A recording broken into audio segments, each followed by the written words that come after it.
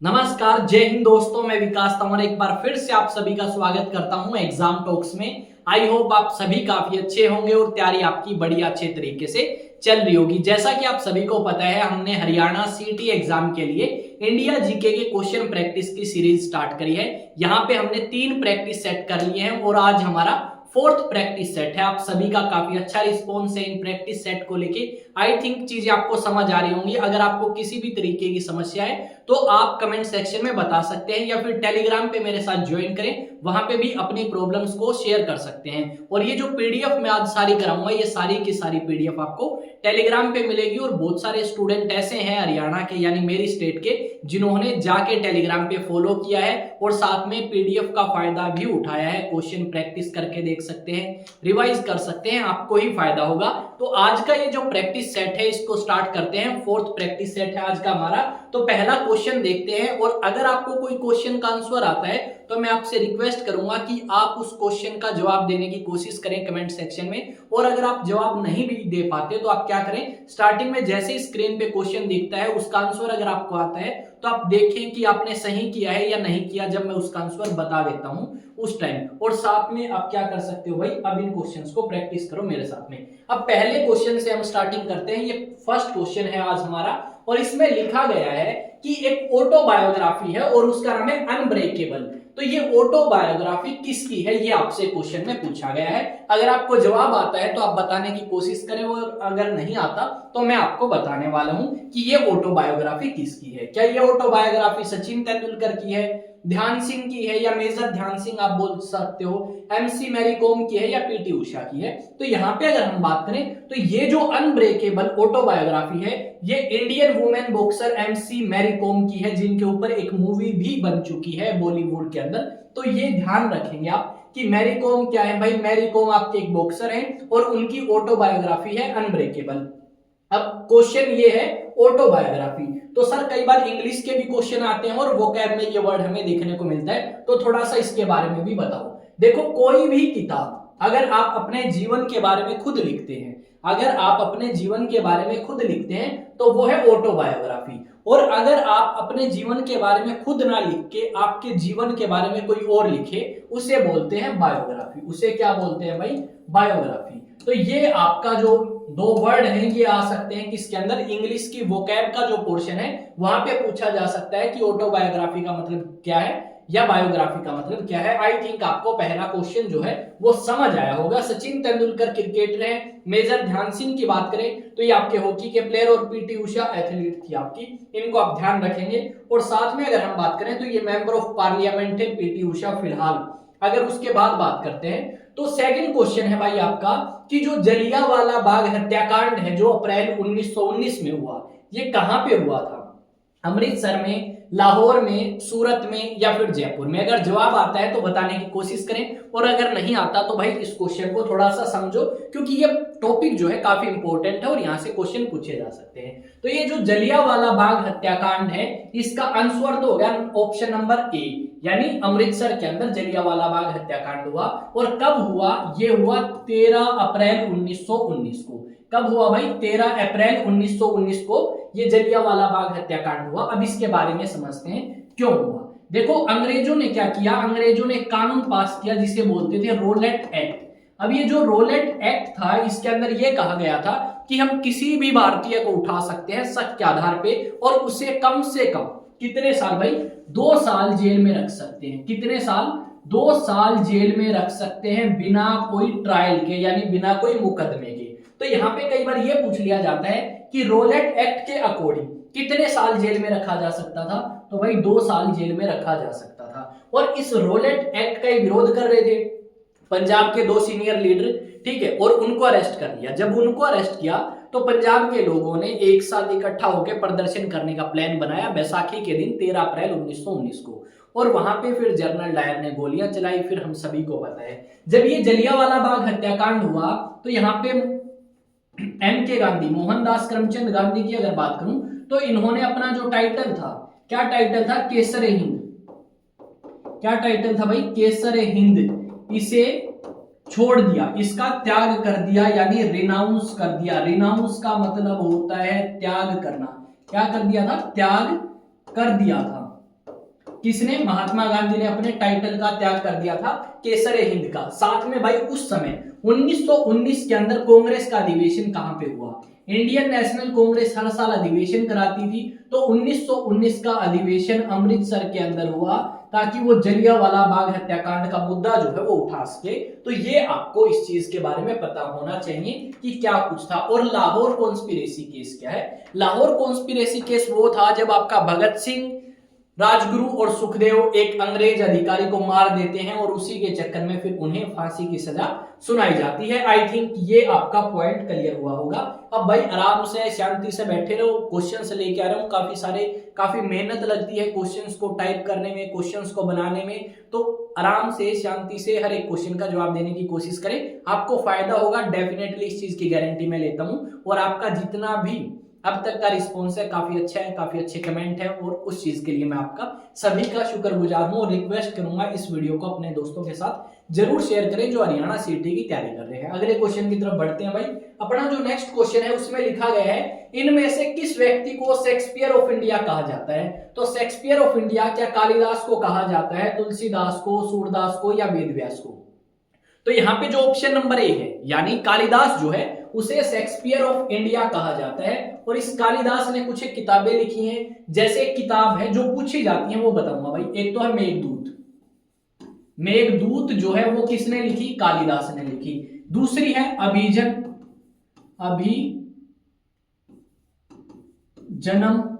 शकुंतलम, अभिजन शकुंतलम। और तीसरी जो किताब है इसकी फेमस है भाई वो भी, और उस किताब का नाम है मालविका अग्निमित्र। मालविका अग्निमित्र।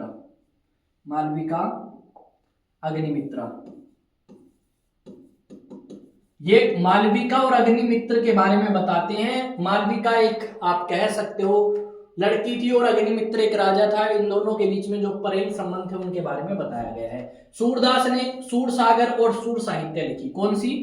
सूरसागर और सूर साहित्य। दूसरी है भाई सूर साहित्य, ये आपकी लिखी इसने। वेदव्यास ने क्या लिखी भाई बताओ? आपके पास ऑप्शन है, आप डिसाइड करोगे रामायण लिखी है या महाभारत लिखी है, ये आप मुझे बताओगे। Choose one.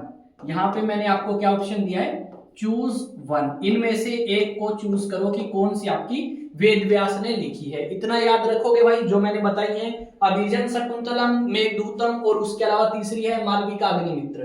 ठीक है, ये तीन किताबें कालिदास ने लिखी और कालिदास को क्या कहा जाता है? शेक्सपियर ऑफ इंडिया भी कहा जाता है। अगली तरफ आते हैं क्वेश्चन की तरफ। एक नेशनल पार्क का नाम दिया भाई, ग्वेंदे नेशनल पार्क कहां पे है? तो भाई देखो इस तरीके के नाम जयपुर में तो मिलेंगे नहीं, ना भोपाल मध्य प्रदेश में मिलेंगे और ना मिलेंगे लखनऊ में। और ये लखनऊ की स्पेलिंग गलत है।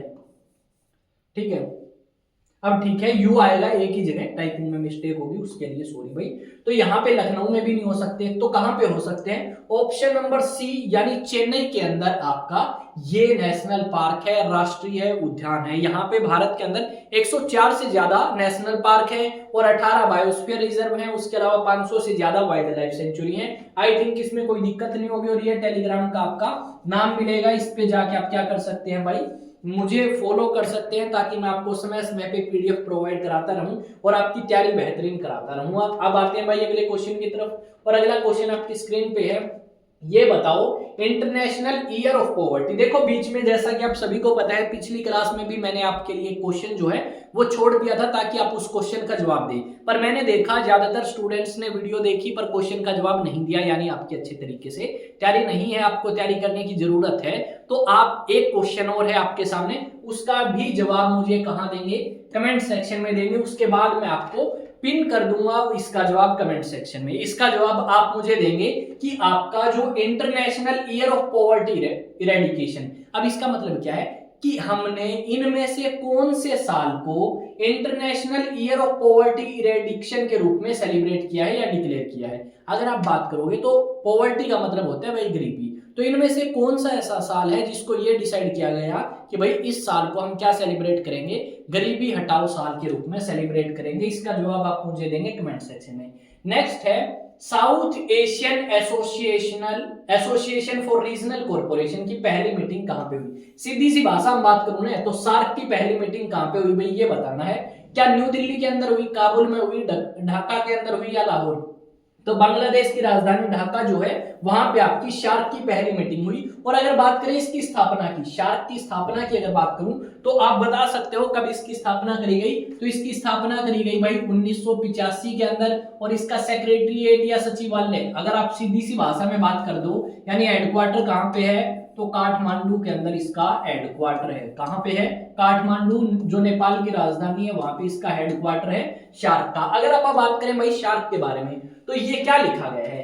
साउथ एशियन जो कंट्रीज है वो आपस में कोऑर्डिनेट करेंगे और अच्छे तरीके से सोशल इकोनॉमिकल बेनिफिट्स उठा सकें एक दूसरे से, ये आपका शार्क का काम है। अब अगर आपसे ये पूछ ले भाई कोई कि बताओ शार्क की कौन कौन सी मेंबर कंट्रीज हैं, तो अगर शार्क की मेंबर कंट्रीज की बात करूं तो मैं लिख दूंगा यहां पे MBBS, ठीक है, MBBS पेन। तो टोटल सदस्य देखो कितने हो गए भाई, टोटल मेंबर हो गए इसके, टोटल मेंबर कितने हो गए यहां पे लिख देता हूं, टोटल सदस्य कितने हैं इसके अंदर, टोटल मेंबर कंट्रीज है भाई 8। M फॉर मालदीव, क्या हो गया भाई? M for Maldives. B for क्या हो गया भाई? भूटान। उसके बाद B for Bangladesh. S for क्या हो गया भाई? श्रीलंका। याद रख लोगे MBBS स्पेन, या इसमें भी दिक्कत है। P for Pakistan. A for Afghanistan. I for India. N for Nepal. यानी लगभग सारी कंट्रीज की अगर आप बात करें तो भारत की नेबरिंग कंट्रीज है, चाहे मालदीव की बात कर लो, भूटान की, बांग्लादेश की, श्रीलंका की, पाकिस्तान, अफगानिस्तान, इंडिया, नेपाल, ये सारी की सारी क्या है? ये आपकी नेबरिंग कंट्री है, किसकी? भारत की, ठीक है। तो इस चीज को हम यहाँ पे याद रखेंगे। अफगानिस्तान आ गया। अब इनकी कैपिटल और बात कर लो यार। देखो एक मैं अलग से स्लाइड लेता हूँ। देखो सबसे पहले हमने लिखी मालदीव, क्योंकि भारत के पड़ोसी देशों की राजधानी आपको पता होनी चाहिए। तो मालदीव की कैपिटल क्या है? इसे मेल लिखते हैं ऐसे, पर हिंदी में माले बोलते हैं। दूसरे नंबर पे अगर आप बात करें तो दूसरे नंबर पे अपनी कौन सी कंट्री थी? MB यानी बांग्लादेश। बांग्लादेश की अगर बात करें तो बांग्लादेश की राजधानी क्या है? पीछे आपने देख ली थी, पहली मीटिंग यही हुई थी ढाका। उसके बाद भूटान की बात करें, भूटान की कैपिटल थिम्पू, आपने लिखा था MBBS। S पे आगे यानी श्रीलंका, और श्रीलंका की राजधानी क्या है भाई? कोलंबो या श्री जयवर्धनपुरम कोटे, दो राजधानियां हैं। इंपॉर्टेंट मैंने बता दी, अगले पे आते हैं, क्योंकि ज्यादातर हरियाणा सिटी में इसी राजधानी का जिक्र किया गया है और पूछी गई है। ऐसी बात नहीं है कि नहीं पूछी गई, जो चीजें पूछी गई हैं वही बता रहा हूँ, फालतू चीजें नहीं बता रहा। डेली क्लास मिलेगी आप सभी को, तो पेशेंस रखें और आपके हरियाणा सिटी की तैयारी, जो हरियाणा जीके और इंडिया जीके है वो आप मेरे पे छोड़ सकते हैं, खासकर इंडिया जीके की तो मैं गारंटी ले सकता हूँ। MBBS P पे आ जाओ भाई। P फॉर अपना सबसे बढ़िया दुश्मन पाकिस्तान, और इसकी कैपिटल है इस्लामाबाद। क्या है? इस्लामाबाद है भाई। नेक्स्ट आओ A for Afghanistan. A for Afghanistan, capital का नाम है काबुल। याद रखोगे, याद होगा बाबर कहां से आया था, ठीक है, यही राजधानी थी 1504 में बाबर की, उसके बाद भारत में आए हैं। I फॉर, ये तो बताना पड़ेगा भाई, I फॉर इंडिया, और कैपिटल न्यू दिल्ली, हमारा देश है ये, ठीक है। उसके बाद N फॉर आ जाओ भाई, नेपाल। नेपाल की राजधानी काठमांडू, हेडक्वार्टर यही है काठमांडू। भाई जल्दी में एक आधी स्पेलिंग गलत हो सकती है, तो इस चीज को ध्यान रखें, कभी बाद में आरोप लगाओ कि सर गलती होती है स्पेलिंग में। भाई जल्दी में थोड़ी सी जल्दी इन द सेंस यार, देखो इतने वर्ड लिखने हैं तो एक आधी हो सकती है ऊपर नीचे, क्योंकि साथ में बोलना भी पड़ता है, तो लिखने पे इतना ध्यान नहीं जाता। आपको बताना है लैटिन अमेरिका, एशिया और अफ्रीका, इन तीनों को मिला के क्या बोलते हैं? थर्ड वर्ल्ड, सेकंड, फर्स्ट या फोर्थ? देखो जब आपका कोल्ड वॉर स्टार्ट हुआ, यानी यूएसएसआर के बीच में या फिर बोले सोवियत संघ के बीच में और अमेरिका के बीच में जो ये रेस स्टार्ट हुई ना कि कौन ज्यादा पावरफुल है, तो वहां पे कंट्रीज को अपन ने 3 कैटेगरी में डिवाइड कर दिया। एक तो वो कंट्री जो आपकी पूंजीपति है, यानी अमेरिका और उसके सहायक दल, उन्हें हम बोलते हैं फर्स्ट वर्ल्ड कंट्री। दूसरी तरफ यूएसएसआर आ गया, यानी आज का रशिया, यूक्रेन, ये सारे उस समय यूएसएसआर या सोवियत संघ का हिस्सा थे, ये हो गए सेकंड। और तीसरे में आगे फिर ये जो नाम लिखे हैं लैटिन अमेरिका, एशिया, अफ्रीका, ये कौन से में आते हैं, ये थर्ड वर्ल्ड कंट्रीज में काउंट होते हैं। इसका मतलब क्या है कि ये जो आपके तीन नाम बताए ना, लैटिन अमेरिकन कंट्रीज, एशिया के जो देश है और अफ्रीका के अंदर जो कंट्रीज हैं, ये पिछड़े हुए हैं, गरीब है, अनपढ़ है, जाहिल है, इस तरीके का मानना था इनका, पर ऐसा नहीं है भाई, बहुत ज्यादा आगे जा चुके हैं। अब अगला क्वेश्चन आ गया भाई सूरज की तरफ से। तो सूरज क्या बोलते हैं कि भाई जो आपका सन है उसके आसपास उसके सरफेस का टेम्परेचर कितना होगा, 6000 डिग्री, 3000 डिग्री सेल्सियस, 4000, 5000। तो पहला ऑप्शन बिल्कुल कतई आप कह सकते हो सही होगा। तो 6000 डिग्री सेल्सियस जो है ये इसका आंसर होगा। तो सूरज के बारे में अगर बात करें तो ये जो सूरज है, ये जो सन है, इसको क्या बोलते हैं, सन एक स्टार है, क्योंकि सन की खुद की हीट है और खुद की लाइट है। जिस चीज की खुद की हीट हो और खुद की लाइट हो उसे क्या बोलते हैं, स्टार बोलते हैं। अब बात करते हैं भाई सोलर सिस्टम के बारे में। अब सोलर सिस्टम में अगर बात करें तो अपने एक तो प्लैनेट्स हैं, और प्लैनेट्स कितने हैं भाई, प्लैनेट्स है 8। अब ये जो 8 प्लैनेट है इनको दो पार्ट्स में डिवाइड कर दिया। कितने पार्ट्स में, दो पार्ट्स में। एक तो हो गया इनर प्लैनेट, कौन सा हो गया, इनर प्लैनेट, और दूसरा हो गया आउटर प्लैनेट, आउटर प्लैनेट। जो इनर प्लैनेट है उनको टेरेस्ट्रियल भी बोलते हैं, टेरेस्ट्रियल प्लैनेट भी बोलते हैं, और आपका रॉक भी, क्योंकि ये चट्टानों से बने हुए हैं। आउटर की बात करें तो इन्हें गैसियस प्लैनेट भी बोलते हैं। दिखे भाई यहां तक, ना दिखदा तो इस साइड लिख देंगे, कोई दिक्कत ना है, लेवल मिटा दिया होते हैं। आ जाओ भाई अगले पे।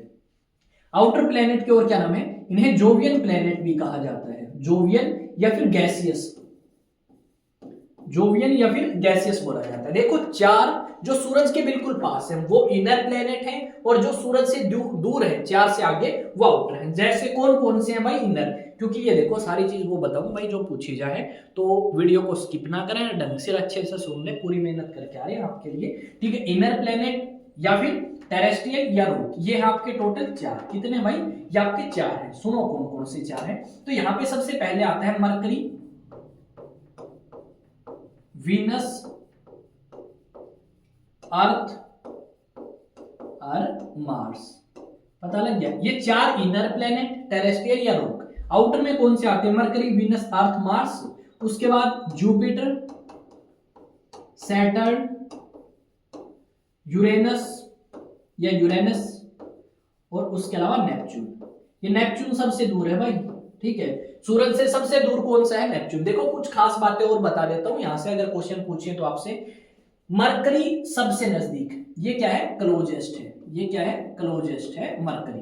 अगर पूछ ले हॉटेस्ट कौन सा है, तो हॉटेस्ट कौन सा है भाई, यहाँ पे येलो से लिख देंगे, दम दिखेगा, पीडीएफ में तो दिखेगा। सबसे गर्म कौन सा है, वीनस है। अर्थ लाइक कौन सा है, अर्थ के जैसा कौन सा दिखता है, अर्थ के जैसा कौन सा दिखता है, अर्थ लाइक कौन सा है, यहाँ पे लिख दूं धरती जैसा, धरती जितने साइज का ये अर्थ लाइक प्लेनेट भी वीनस है। मॉर्निंग एंड इवनिंग स्टार किसे कहा जाता है, वीनस को कहा जाता है।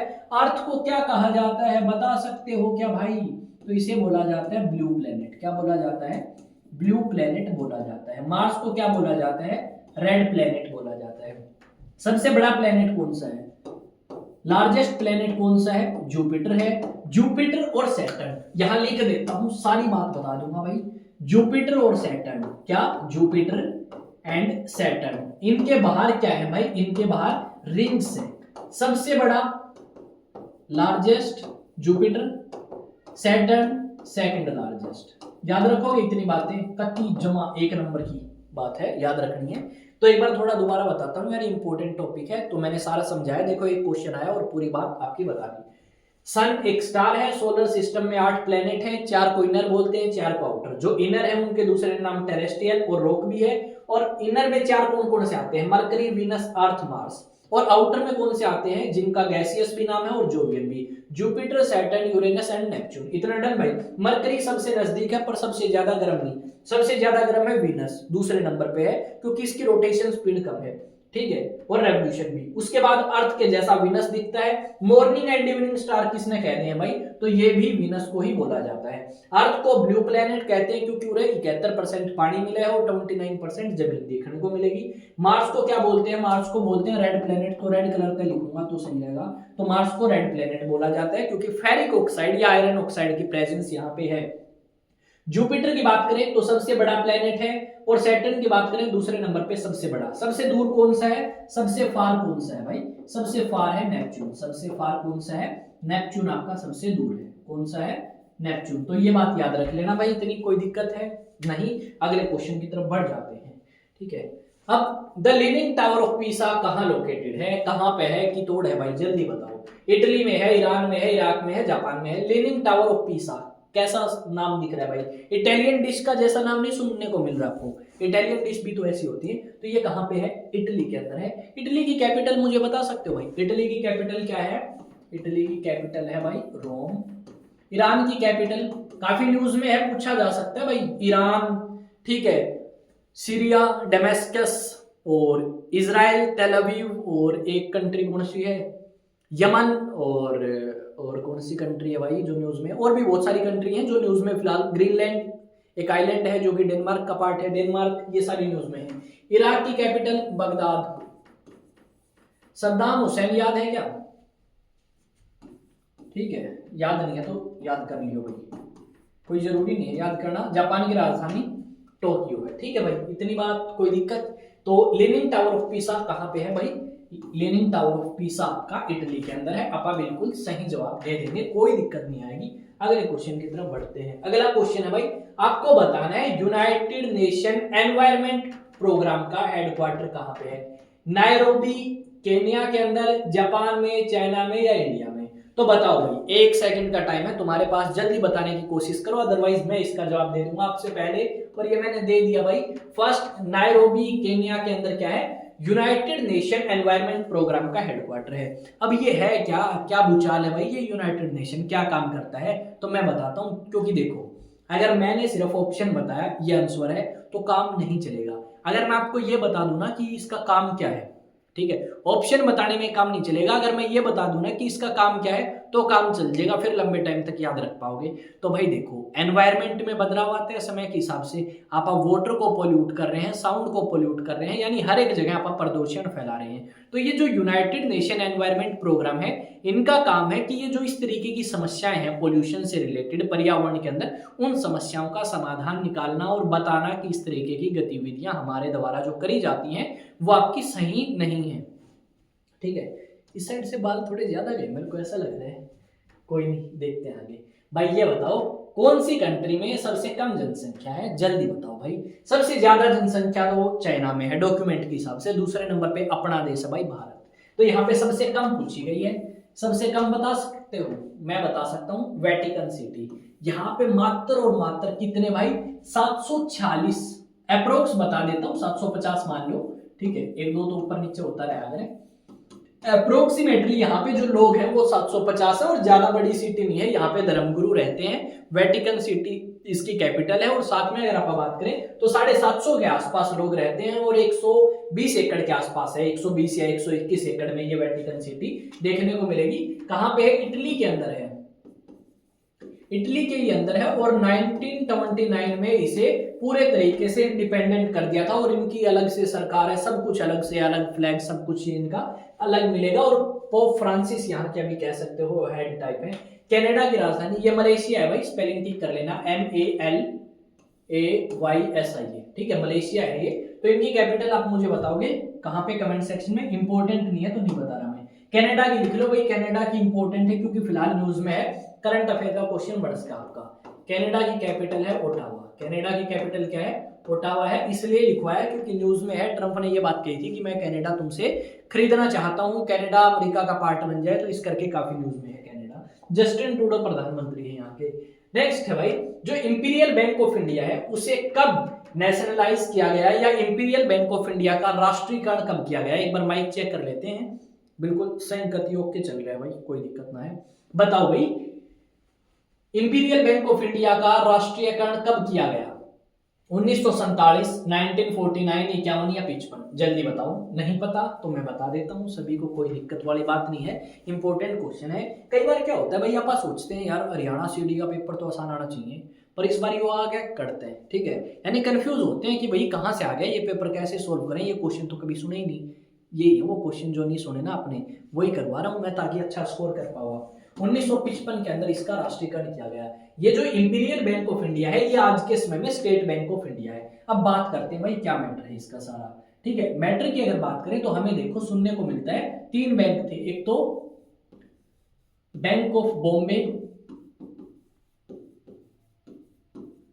प्लस बैंक ऑफ बंगाल और बैंक ऑफ मद्रास, ये तीनों मिलके क्या बने, इंपीरियल बैंक ऑफ इंडिया बने, और बाद में इसका राष्ट्रीयकरण कर दिया गया और नाम रखा state bank of India. Bharat का सबसे बड़ा सरकारी बैंक अगर कोई है तो वो एसबीआई है, जहां पे लगभग हम सभी के खाते आपको मिलेंगे, सरकार के अधीन आता है स्टेट बैंक ऑफ इंडिया, ठीक है भाई।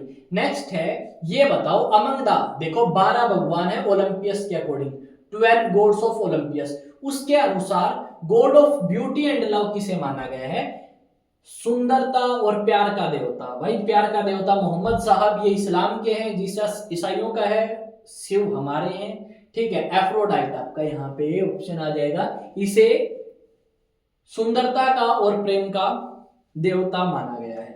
कति सही बात है, ठीक है।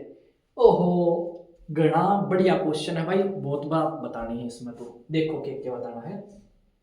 इसमें पूछा गया है कि पहला अधिवेशन कहां पे हुआ इंडियन नेशनल कांग्रेस का, तो पहला अधिवेशन कहां पे हुआ, बॉम्बे के अंदर हुआ भाई, ठीक। आज के समय मुंबई होगी, पहले बॉम्बे था, इतना डन। अब इसके बारे में बहुत ज्यादा बातें सुननी पड़ेंगी, बातें इन द सेंस हर एक पॉइंट इंपॉर्टेंट है, क्वेश्चन आएगा कोई ना कोई शिफ्ट में पक्का होगा भाई, और करके आओगे अगर करोगे सुनोगे तो। अब बता दें इंडियन नेशनल कांग्रेस के बारे में, स्पेशल स्लाइड लगा दी था खातर, इंडियन नेशनल कांग्रेस लिख दे। स्थापना कब हुई भाई, स्थापना हुई 1885 में। संस्थापक कौन थे, फाउंडर की अगर बात करूं तो संस्थापक थे एलन ऑक्टेवियन ह्यूम या फिर एओ ह्यूम। उस समय यार साफ लिखा मुझे थोड़ा सा, एलन ऑक्टेवियन ह्यूम। अगर ये पूछ लें कि एलन ऑक्टेवियन ह्यूम ने तो संस्थापक है या स्थापना कर दी, उस समय वॉइसरॉय कौन थे, 1885 में वॉइसरॉय कौन थे, तो 1885 में वॉइसरॉय कौन थे, तो लॉर्ड डफरिन नाम का बंदा, लॉर्ड डफरिन जो है, डफर नहीं डफरिन है भाई, ये क्या था, वॉइसरॉय था डफरिन। लॉर्ड डफरिन उस समय भारत के वॉइसरॉय थे, स्थापना करी एलन ऑक्टेवियन ह्यूम ने। ये क्या थे, एक सिविल सर्वेंट थे, क्या थे भाई, सिविल सर्वेंट थे, क्या थे, सिविल सर्वेंट थे। उसके अलावा अगर बात करें फर्स्ट प्रेसिडेंट कौन बना इसका, फर्स्ट प्रेसिडेंट कौन बना इंडियन नेशनल कांग्रेस का, वोमेश चंद्र बनर्जी, वोमेश चंद्र बनर्जी, या इसको कई बार क्या लिख देते हैं आप, डब्ल्यूसी बनर्जी, क्या लिख देते हैं, डब्ल्यूसी बनर्जी भी कई बार लिखते हैं भाई, ठीक है। स्पेलिंग अलग अलग जगह अलग अलग है, तो मैंने एक लिख दी है। उसके बाद अगर बात करें फर्स्ट प्रेसिडेंट, ये फर्स्ट मुस्लिम प्रेसिडेंट कांग्रेस का, फर्स्ट मुस्लिम प्रेसिडेंट कौन है, फर्स्ट मुस्लिम प्रेसिडेंट है आपका बदरुद्दीन तैयब जी, बदरुद्दीन तैयब जी।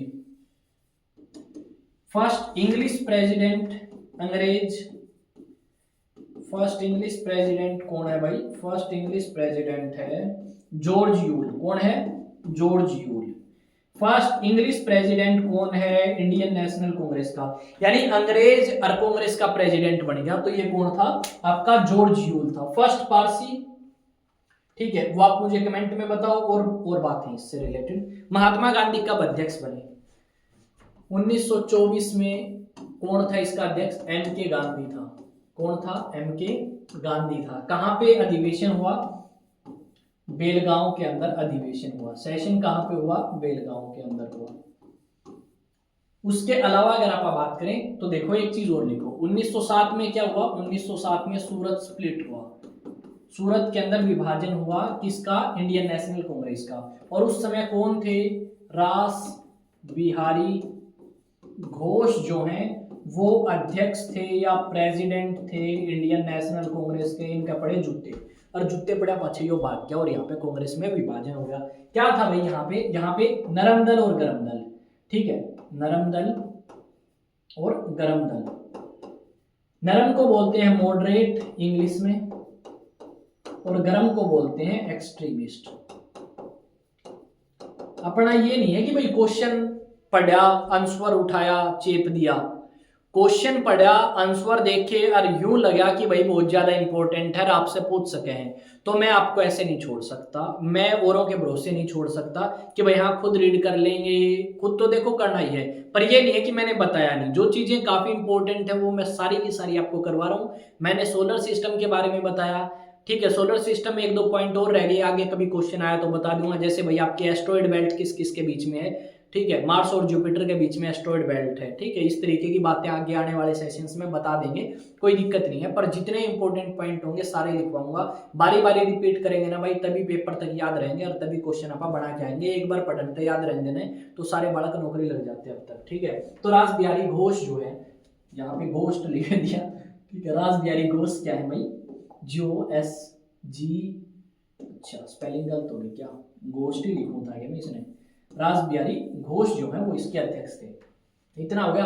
अब उसके बाद अगर आप बात करें कि भाई प्रेसिडेंट ये थे, फिर 1916 में सेशन हुआ, कहां पे, लखनऊ में। इसे क्या बोलते हैं, इसे बोलते हैं लखनऊ सेशन के अंदर आपका क्या हुआ था, कांग्रेस और मुस्लिम लीग मिल गई थी। यहाँ पे क्या हुआ था, कांग्रेस और मुस्लिम लीग तो मिली, साथ में आपके गरम दल और नरम दल भी मिल गए। मुस्लिम लीग भी कांग्रेस के साथ आई और बोली भाई पहले अपना काम किया है देश की आजाद करवाना। तो 1946 के अंदर लखनऊ अधिवेशन हुआ और यहाँ पे अध्यक्ष कौन थे, यहाँ पे प्रेसिडेंट कौन थे कांग्रेस के, तो यहाँ पे प्रेसिडेंट थे कांग्रेस के अपने अंबिका चरण मजूमदार, अंबिका चरण मजूमदार,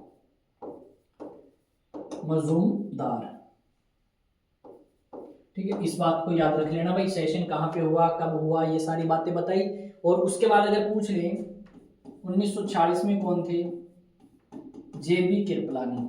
अगर ये पूछ लें जब देश आजाद हुआ उस समय कांग्रेस के अध्यक्ष कौन थे, इंडिपेंडेंस के टाइम कांग्रेस के अध्यक्ष कौन थे, हरियाणा के अंदर एग्जाम में पूछा गया क्वेश्चन है भाई, कांग्रेस जब देश जब आजाद हुआ उस समय कांग्रेस के अध्यक्ष कौन थे। उसके बाद भाई बात और भी रह रही है, जैसे अगर आप बात करें सुभाष चंद्र बोस को लेके बात रह रही है अपनी। सुभाष चंद्र बोस 1938-1939 में कांग्रेस के अध्यक्ष बने, 1939 में रिजाइन दे दिया क्योंकि महात्मा गांधी हो गए थे नाराज, ठीक है, वो बात अगली बार में देख लेंगे, फिर क्वेश्चन आऊंगा इसका, फिर फंसेगा अपने। ये बताना है यहाँ पे भाई फिलिंग द ब्लैंक्स आना था, यहाँ पे फिलिंग द ब्लैंक्स आना था, तो थोड़ा सा इसको अरेंज कर लेना, मैंने वैसे लगा दिया है निशान। कौन सी इनमें से सैटेलाइट है जो टेलीकास्ट टीवी नेटवर्क, यानी जो आप टीवी में प्रोग्राम देखा ना, वो आपके कौन सी सैटेलाइट की मदद से देखते हैं वो आप मुझे बताओगे। तो इनसेट रोहिणी, अरिहंत, इनसेट बेबी, तो मैं बताता हूं भाई, ठीक है। इनसेट 1B या इनसेट IB ये आपकी पहली सैटेलाइट है जिसके थ्रू आपका टेलीकास्ट होना स्टार्ट हुआ, और ये आपने किससे लॉन्च करवाई, अमेरिका से लॉन्च करवाई आपने, कैंडी नाम से एक स्पेस स्टेशन है अमेरिका में, उनसे हमने लॉन्च कराई, और इसके थ्रू हम क्या कर सकते हैं, टीवी नेटवर्क को पॉसिबल भारत के अंदर कर पाए। और शायद बात भाई मेरे हिसाब से 1983 के आसपास की है, 1983 की ये बात है, तो इस चीज को भी आप याद रख लेना कि पहली आपकी टेलीकास्ट टीवी नेटवर्क सैटेलाइट कौन सी थी, तो वो इनसेट थी भाई, ठीक है, याद रख लोगे ना, डन। अगले क्वेश्चन की तरफ बढ़ चुका हूं मैं। अब आ गया भाई पहला 5 ईयर प्लान। देखो पहली बात तो ये कि 5 ईयर प्लान लिए कहां से, ये क्वेश्चन भी बन सके है, और ये तो बन ही रहा है। दूसरा तो कि जो आपका फर्स्ट 5 ईयर प्लान था उसमें किस चीज के ऊपर फोकस किया, जो आपका 1951 से लेके 56 तक चला, 1951 से लेके 56 तक पहला 5 ईयर प्लान चला, और इसके ऊपर फोकस किया सरकार ने खेतीबाड़ी पे और इरिगेशन के ऊपर, यानी सिंचाई के ऊपर। क्या मुद्दा था समझो। देखो 1950 में संविधान लागू हुआ, 1951 में इलेक्शन हुए, 52 में सरकार सुरकुर बन ली अपने। अब 1951 में सरकार ने देखा कि यूएसएसआर या सोवियत संघ के अंदर 5 ईयर प्लान लेके आ रही है सरकार, यानी अगले 5 सालों में हम किस चीज के ऊपर फोकस करेंगे। भारत की सरकार बोली यार हमारे भी 5 साल के लिए बनती है तो हम भी 5 ईयर प्लान लेके आएंगे। बोले किस चीज के ऊपर फोकस करा, तो भारत के अंदर खाने की कमी थी, लोग भूख से मरा करते, तो सरकार बोली भाई सबसे पहले खेती बाड़ी के ऊपर फोकस करना है। नो बोले खेती बाड़ी अगर करेंगे तो उसके लिए सिंचाई जरूरी है, तो बोले एग्रीकल्चर एंड इरिगेशन। और इस समय बहुत सारे डैम्स या बांध आपके बनाए गए और इन्हें कहा जाता है टेम्पल ऑफ मॉडर्न इंडिया। क्या कहा जाता है? टेम्पल ऑफ मॉडर्न इंडिया, यानी आधुनिक भारत के मंदिर। और ये बात किसने कही? किसने कही?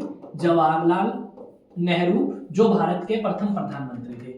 दूसरे में फिर आपका जो सेकंड 5 ईयर प्लान आया उसमें इंडस्ट्रीज के ऊपर फोकस किया गया, वो आप सभी को पता है। नेक्स्ट पे आ जाओ भाई। एडन गार्डन एक काफी फेमस आपका क्रिकेट का स्टेडियम है, बताओ कहां पे है? दिल्ली में, गुजरात में, कोलकाता में, पंजाब में? पंजाब में मोहाली में है भाई, ये कोलकाता में है एडन गार्डन। और अगर आप इसकी बात करें तो इसके बारे में अगर मैं बात करूं तो इंडिया का सेकंड लार्जेस्ट क्या है भाई? यही लिख देता हूं, इंडिया का सेकंड लार्जेस्ट स्टेडियम है आफ्टर गुजरात का जो नरेंद्र मोदी नाम से स्टेडियम है ना, पहले मोटेरा स्टेडियम था, उसके बाद दूसरा नंबर इसी का है। और तीसरा, दुनिया के अंदर तीसरा सबसे बड़ा स्टेडियम कौन सा है? दुनिया के अंदर तीसरा सबसे बड़ा स्टेडियम एडन गार्डन है, जो कि कोलकाता के अंदर है। और 1864 के आसपास इसे बनाया था अंग्रेजों ने। कब बनाया था भाई? 1864 के आसपास इसे बना दिया गया था। कोई समस्या है तो पूछ सकते हो।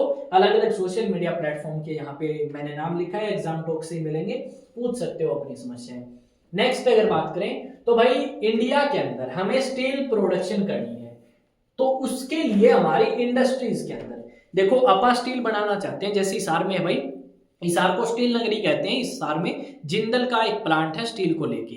अब उसको बनाने के लिए, यानी स्टील को बनाने के लिए क्या चाहिए? गैस चाहिए, पेट्रोल चाहिए, कुकिंग कोल चाहिए या डीजल चाहिए? तो यहाँ पे कुकिंग कोल चाहिए और डीजल की स्पेलिंग गलत है, DIES, ये गलत है भाई डीजल की स्पेलिंग में, ठीक है? तो डीजल की स्पेलिंग देख लेना, वैसे ऑप्शन नहीं अपने ठीक कर ही लोगे तो हमसे आने वाला को।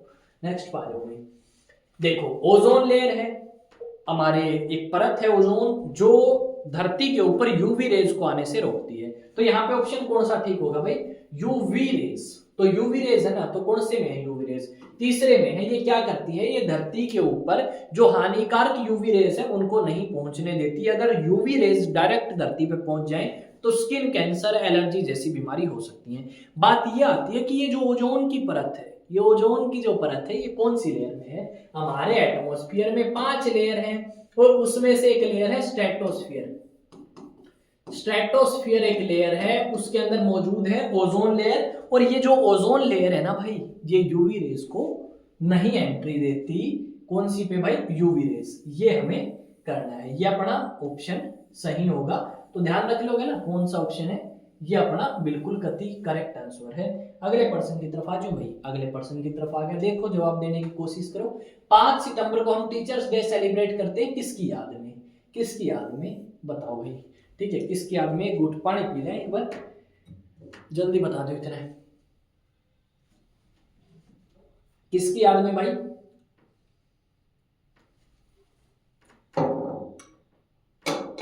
दोबारा से मैं आप सभी को एक बार थैंक्स बोलना चाहता हूँ, काफ़ी अच्छा रिस्पॉन्स है आप सभी का, काफ़ी अच्छे कमेंट्स आपके आए हैं स्टूडेंट्स के। अगर आपको फिर भी कोई समस्या है तो मैं आपसे रिक्वेस्ट करना चाहता हूँ कि आप मुझे कमेंट सेक्शन में बताएं, अच्छे तरीके से उसको सोल्व करने की कोशिश मैं करूँगा। जितना मेरे से पॉसिबल होगा उतना ज़्यादा बेहतर कंटेंट आप कह सकते हो मैं आप तक पहुँचाने की कोशिश करूँगा। अब आते हैं इस क्वेश्चन की तरफ। भाई देखो टाइम वेस्ट ज़्यादा नहीं करना, पेपर भी आ सके है, कभी भी हो सकता है। देखो कुछ लोगों ने तो वीडियो बना दी थी इसके ऊपर, बोले 17 फरवरी से फॉर्म स्टार्ट, 2 अप्रैल को पेपर स्टार्ट। भाई 17 तो जाली, आज शायद 21 है जब मैं ये वीडियो रिकॉर्ड कर रहा हूँ, अभी तक तो फॉर्म स्टार्ट हुए नहीं। और अगर हो गए तो भाई मेरे को बता दो, चेक कर लूँ, कदे मैं पीछे रह गया हूँ। कर लेंगे एक बार चेक, 1 मिनट रुक जाओ यार, चेक कर लें। कभी अगला सच बोल ली हो, मैंने देखा ना हो, मैं ही पीछे रह गया हूँ, ठीक है? तो हरियाणा सीटी के बारे में कोई खबर है? खबर तो नहीं है भाई, कोई खबर नहीं है मेरे हिसाब से तो। देखा, 1 सेकंड और रुक जो मेरे भाइयों की ओर खबर आ गई और तम रह जो पीछे, मैं रह जो पीछे। अंतिम रणनीति, बेस्ट बुक, हरियाणा जी के भाई के है, HSSC 3 बिग ब्रेकिंग न्यूज़। सारे दिन यही वीडियो बनानी है या पढ़ाना भी है? चलो ठीक है। HSSC CET 20 group high court में क्या रहा? 20 ग्रुप कैंसिल या सेफ? क्या लिख रखा है मेरे उस्ताद?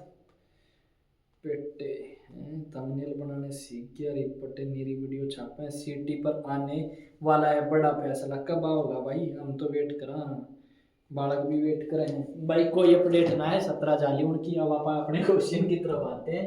सितंबर 5 को किसकी याद में हम टीचर्स डे सेलिब्रेट करते हैं? तो मेरे भाई जैसा कि आप सभी को पता है, भारत के जो सेकंड प्रेसिडेंट थे और पहले उपराष्ट्रपति सर्वपल्ली राधाकृष्णन की याद में हम 5 सितंबर हर साल टीचर्स डे सेलिब्रेट करते हैं। ये आपके प्रेसिडेंट भी रह चुके और वाइस प्रेसिडेंट भी, वाइस प्रेसिडेंट थे फर्स्ट आपके और आपके प्रेसिडेंट भी रह चुके। उसके बाद ये क्या बने?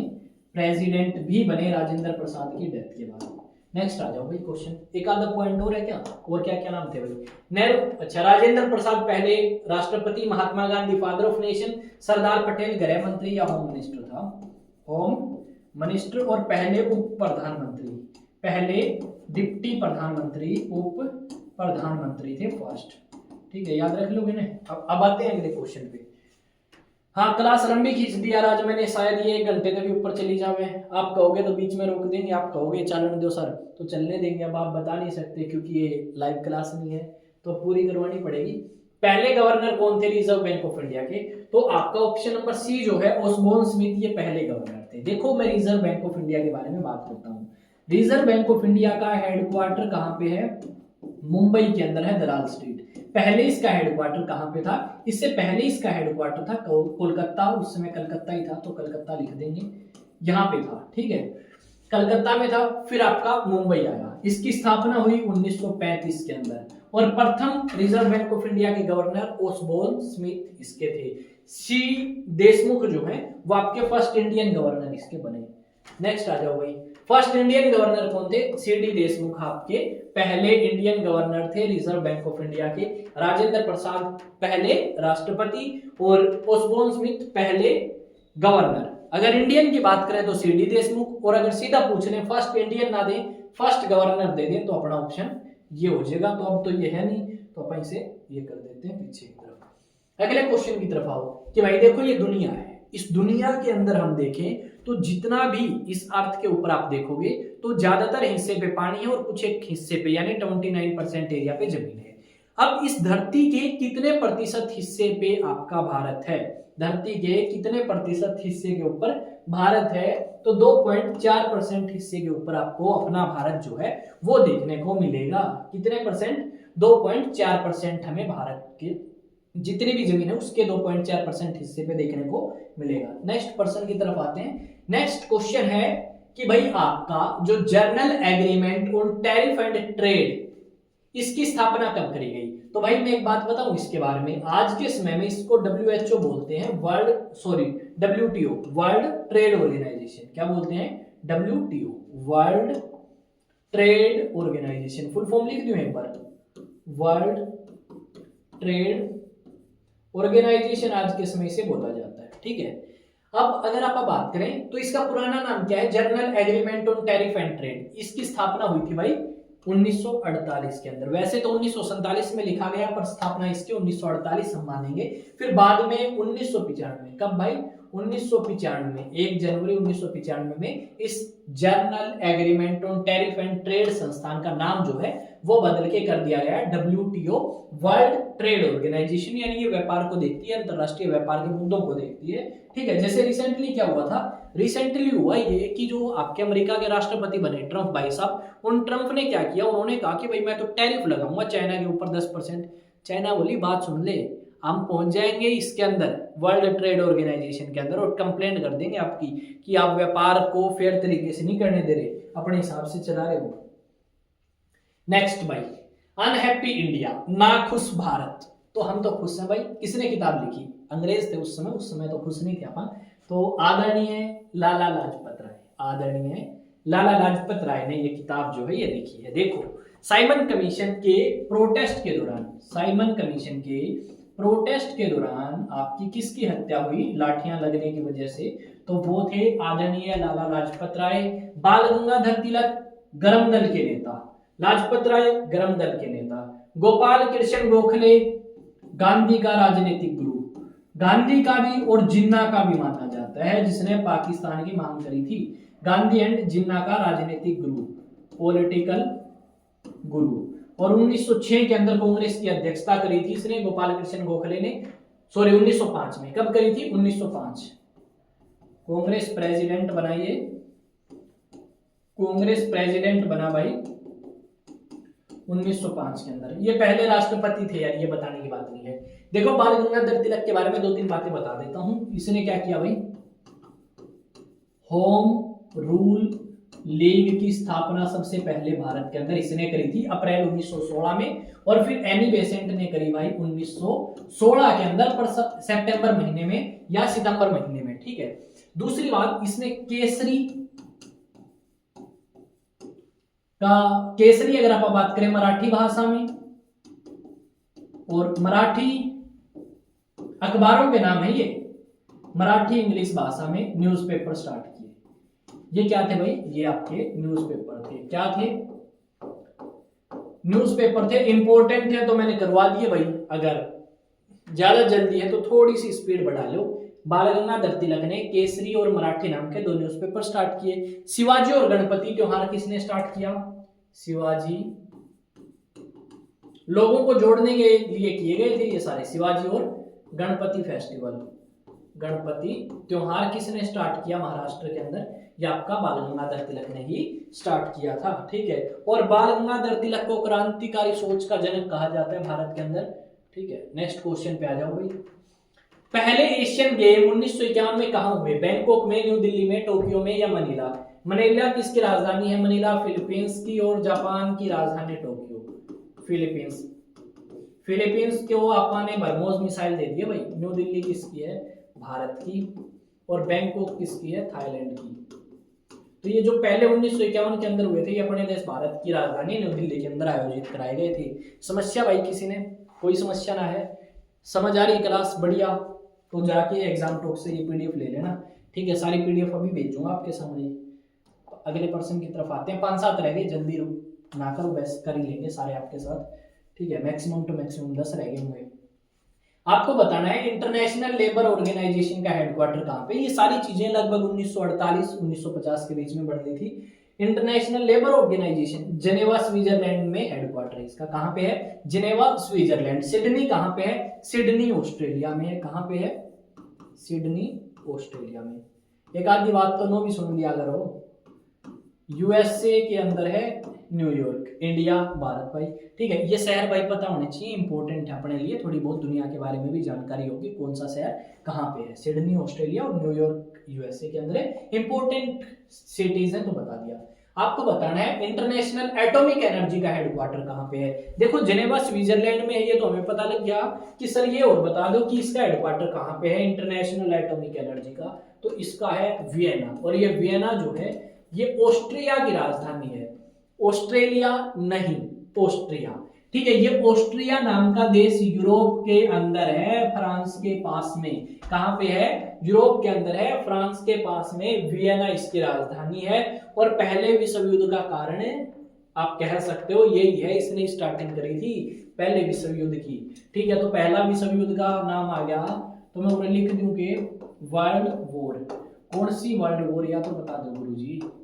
First world war. तो कब हुई? 1914 से। कई जगह तो 1918 मिलेगा और कई जगह 1919, क्योंकि फाइनल समझौता 1919 में हुआ था, रुक तो 1918 मिल गई थी, ठीक है भाई। इसी कंट्री के कारण हुई थी। अरे यो भी चल जा रही, इस पे तो भाई कुछ भी चला दो। नेक्स्ट पे आते हैं। अच्छा ये रिमोट है इसका, मैंने तो भाई आज देखा ढंग से रिश्ते, चलो कोई ना। नेक्स्ट क्वेश्चन भाई, यूनेस्को का हेडक्वार्टर कहाँ पे है? United Nation Educational Scientific and Cultural Organisation. एक तो बात ये भाई, इनकी फुल फॉर्म थोड़ी याद रखियो। क्या रखियो? फुल फॉर्म याद रख लियो यार, रिक्वेस्ट है आप सभी से, ठीक है। तो इसका हेडक्वार्टर बताना है तो पेरिस। पेरिस किसकी राजधानी है? फ्रांस की राजधानी है। फ्रांस के अंदर क्रांति कब हुई? 1789। फ्रांस के अंदर क्रांति कब हुई? फ्रांस की राजधानी है पेरिस, और यहाँ पे यूनेस्को का हेडक्वार्टर है। थोड़ी सी पूछ इसकी पकड़ लिया। French revolution, French revolution, French revolution हुई 1789 में। राजा कौन थे? किंग उस समय लुई 16। ऐसे क्वेश्चन कई बार पूछने हैं, जरूरी नहीं है कि जो हर बार पूछा है वही पूछेगा, नई चीजें भी पूछ सकता है, तो थोड़ा बहुत और भी करने की सोचो मेरे भाई, ठीक है। तो दोनों चीजें करो, कोई बात नहीं है, बता रहे हैं आपको। फ्रेंच रेवोल्यूशन, लुई 16 उस समय राजा था। डायनेस्टी पूछ ले, वंश पूछ ले, इसका डायनेस्टी पूछ ले तो इसकी डायनेस्टी थी बर्बन। वो बिस्किट खाए होंगे बर्बन वाले, हाँ इनको मत खा जाना लुई 16 को। इसकी वाइफ बोली, लोग बोले यार पैसे नहीं है रोटी खाने के, बिनू बोली फिर क्या हो गया केक खा लो। लोग भड़क गए, मारे इनके गिर गिर ठीक है, मस्त है ये फ्रेंच रेवोल्यूशन की स्टोरी, पढ़ना कभी। तो पेरिस के अंदर हेडक्वार्टर है भाई यूनेस्को का, ये चीज अपने याद रख लेना। साथ में फ्रेंच रेवोल्यूशन कब हुई, राजा कौन था और कौन सी डायनेस्टी का था, इस चीज को हम याद रखेंगे। लुई 16 था, हाँ लुई 16 ने दिखाया पाना। वर्ल्ड मीट्रियोलॉजिकल ऑर्गेनाइजेशन का हेडक्वार्टर कहाँ पे है, वर्ल्ड मीट्रियोलॉजिकल ऑर्गेनाइजेशन का हेडक्वार्टर फिर से जिनेवा के अंदर है। यानी बहुत सारी चीजें जिनका हेडक्वार्टर हमें कहाँ मिलेगा, जिनेवा के अंदर देखने को मिलेगा। आई थिंक अपनी ये क्लास जल्दी समाप्त होने वाली है, टेंशन ना लो, 5-7% रह गए मेरे भाइयों। वर्ल्ड हेल्थ ऑर्गेनाइजेशन का हेडक्वार्टर, वर्ल्ड हेल्थ ऑर्गेनाइजेशन का हेडक्वार्टर बता दो भाई। वर्ल्ड हेल्थ ऑर्गेनाइजेशन का हेडक्वार्टर जिनेवा स्विट्जरलैंड के अंदर है। कहां पे है, जिनेवा स्विट्जरलैंड के अंदर वर्ल्ड हेल्थ ऑर्गेनाइजेशन का हेडक्वार्टर है। किसका, WHO का, वर्ल्ड हेल्थ ऑर्गेनाइजेशन, जो आपकी चिकित्सा के बारे में आपको बताती है। अगली तरफ आते हैं, अगली तरफ है वर्नाकुलर प्रेस एक्ट, किसने पास किया था, लॉर्ड लिटियन ने, लॉर्ड क्ले ने, लॉर्ड माउंटेन ने, लॉर्ड क्रीमी ने। यार ये तो बकवास से ऑप्शन दिख रही है, ठीक है। तो इसमें तो देखो सीधा पता लगा यही नाम सही है। तो लॉर्ड लिटियन ने वर्नाकुलर प्रेस एक्ट पास किया था। अब क्या है सर ये नहीं बताओगे क्या, आप बताऊंगा भाई।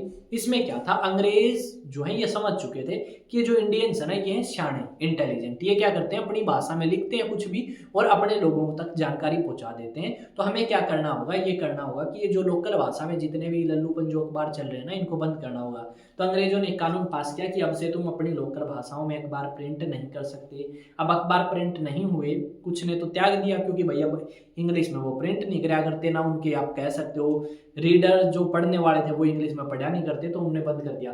पर एक था अखबार और उसका नाम था अनुशीलन समिति वालों का था यार, वो अभी मेरे को ध्यान नहीं आ रहा, मैं बताऊंगा वो। उसने क्या किया, अंग्रेजों ने जैसे ही कानून पास किया अगले दिन अंग्रेजी में छापना स्टार्ट कर दिया। अंग्रेज बोले अरे यार ये क्या फंडा है, सरप्राइज हो गया अंग्रेज तो। यानी अंग्रेजों ने भारत के क्रांतिकारियों को रोकने की कोशिश पूरी करी पर रुके नहीं मित्र। नेक्स्ट आ जाओ भाई, लॉर्ड कर्जन आपके वॉइसरॉय किसके बाद बने, लॉर्ड कर्जन, लॉर्ड LO, अरे यार ये भी गलत होगी ये भाई, सॉरी यार, सॉरी ये भी गलत होगी भाई, कोई नहीं, मैं इसके लिए माफी चाहूंगा आप सभी से, ठीक है। सॉरी ये स्पेलिंग गलत होगी तो इसकी मैं स्पेलिंग ठीक लिख देता हूँ। यहाँ पे R आएगा और यहाँ पे D।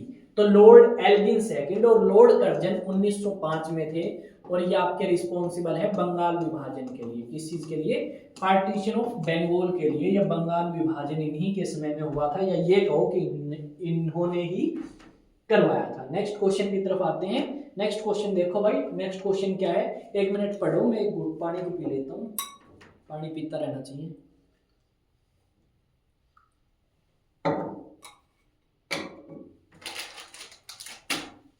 नेक्स्ट है भाई, नॉन कोऑपरेशन मूवमेंट को कांग्रेस पार्टी ने स्वीकार किया कौन से अधिवेशन में। देखो महात्मा गांधी बोले भाई मैं तो नॉन कोऑपरेशन मूवमेंट स्टार्ट करूंगा, यानी असहयोग आंदोलन आप कह सकते हो इसे हिंदी में। तो यहाँ पे जो इंडियन नेशनल कांग्रेस भी तो स्वीकार करेगा ना इस चीज को कि भाई हाँ हम आपके साथ हैं या नहीं। तो ये नागपुर अधिवेशन हुआ और उस नागपुर अधिवेशन में इस बात को स्वीकार किया गया महात्मा गांधी की कि जा महात्मा गांधी जा और अपने नॉन कोऑपरेशन मूवमेंट स्टार्ट करते, ठीक है। ये बात यहाँ पे हुई, तो मैं इसके बारे में थोड़ा सा एक्सप्लेन करता हूँ।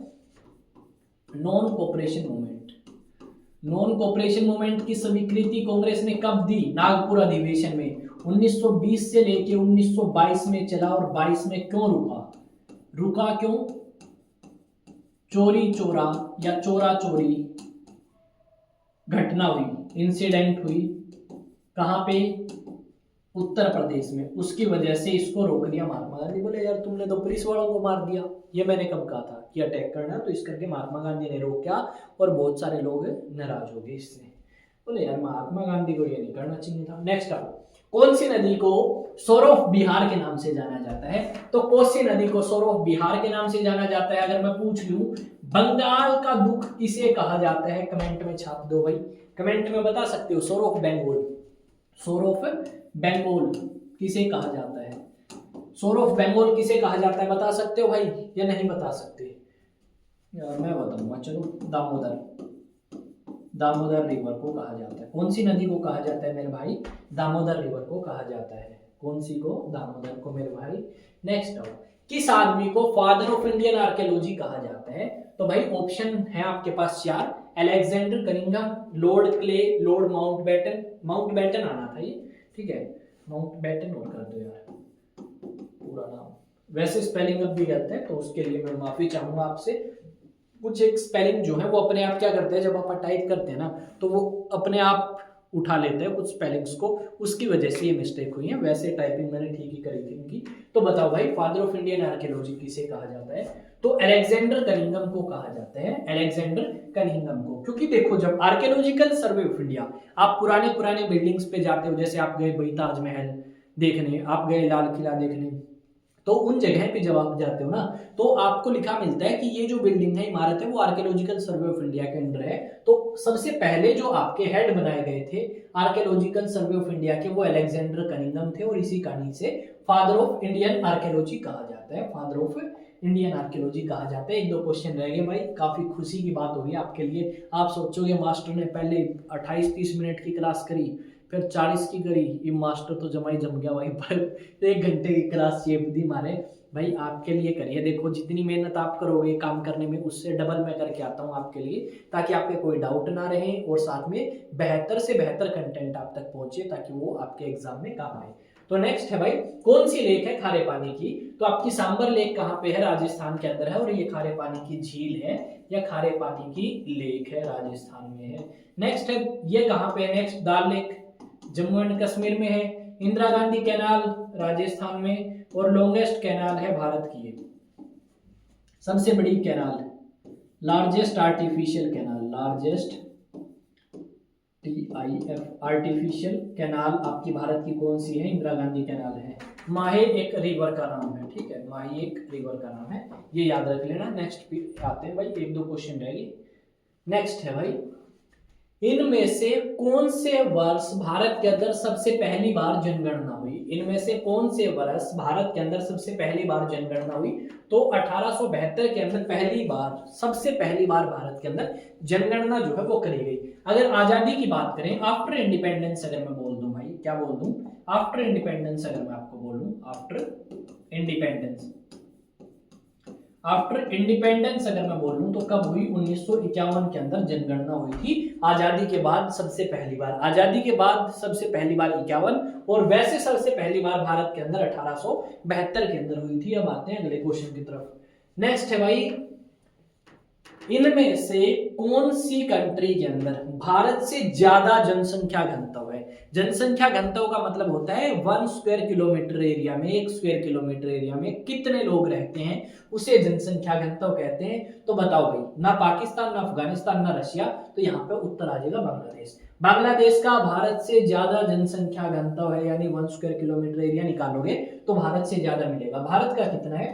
382 व्यक्ति प्रति वर्ग किलोमीटर, 382 पर्सन पर स्क्वायर किलोमीटर, कर लोगे ना? ये है भाई। नेक्स्ट पे आ जाए, next question. National human rights commission एक कैसी बॉडी है? Statutory, constitutional, multilateral institution. तो ये और आपका ये सही है, यानी बोथ ना यार, बोथ ए एंड बी आएगा यहाँ पे, ठीक है, बोथ ए एंड बी आएगा, बोथ ए एंड बी आएगा, स्टैट्यूटरी और कॉन्स्टिट्यूशनल। तो ये भाई एक second, national human rights commission की बात करी गई है ना, तो नेशनल ह्यूमन राइट्स कमीशन एक स्टैट्यूटरी बॉडी है।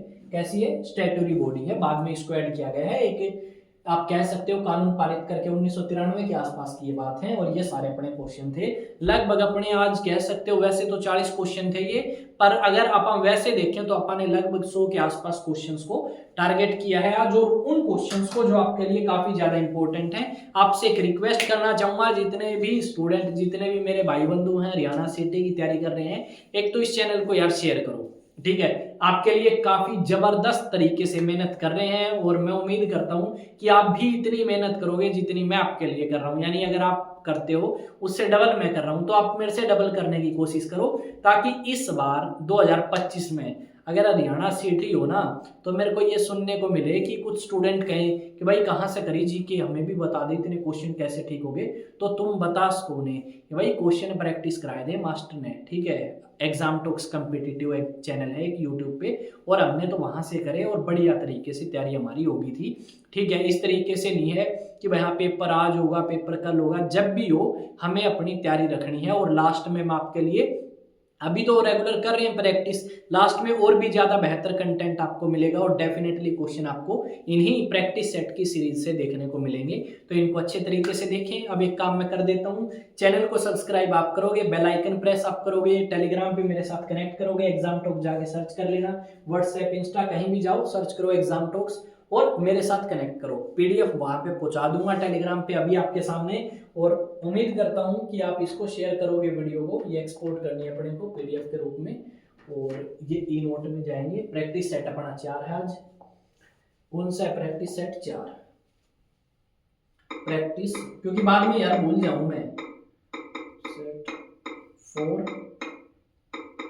इंडिया जीके, अरे भाई इंडिया जीके। फिर लोग कहोगे मास्टर जी वो नहीं किया, क्योंकि जैसे ही मैं क्लास बंद करूंगा ना, यहाँ पे जैसे अपनी क्लास कंप्लीट हो गया, अगर मैं अभी ऑफलाइन जाऊंगा ना तो क्या करूंगा मैं, डायरेक्ट कई बार एग्जिट कर देता हूँ, और ऐसी गलती मैंने करी है। तो इस करके मैं भी साथ के साथ में भेजने की कोशिश करता हूँ, ताकि इस तरीके की समस्या ना हो। इतने 1-2 बात आप वैसे कर लेंगे, आपने बीच में तो करी नहीं, इतनी आपने तो काम की बात करी है ना सारी।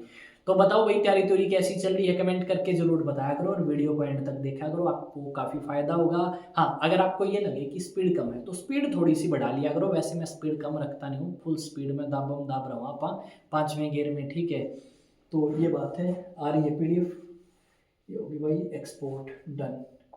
अब आ जाते हैं आप टेलीग्राम पे। ये टेलीग्राम, यो थारा चैनल एग्जाम टॉक्स जो थारे खातर बना रखा है, और यहाँ पे अपने सब्सक्राइबर से बताऊँ भाई बढ़ रहे हैं, और काफ़ी बढ़ रहे हैं। पहले इसमें कम थे, और इसके भी और अपने यूट्यूब चैनल के भी, दोनों के सब्सक्राइबर्स अच्छे खासे हो रहे हैं दिन प्रतिदिन। और यह पीडीएफ थी अपनी, मेरे भाइयों के लिए अभी शेयर कर देंगे। कहाँ गई पीडीएफ? अच्छा 32 MB की, इतनी बड़ी पीडीएफ हो जाएगी। ले भाई पीडीएफ आ चुकी है, अब आती रहेगी पीडीएफ। अब मिलेंगे एक नए सेशन में, इतने अपने आराम कर लो, दूसरी क्लास के इंतजार करो, और अगर क्लास अच्छी लगे तो उसको बताओ कमेंट में और शेयर करो अपने दोस्तों के साथ। मिलते हैं नेक्स्ट वीडियो में। जय हिंद जय भारत, मैं विकास तंवर फिर से मिलूंगा एग्जाम टॉक्स कम्पिटिटिव पे, इसी तरीके के मस्त मस्त क्वेश्चन लेके आऊँगा आपके लिए। जय हिंद।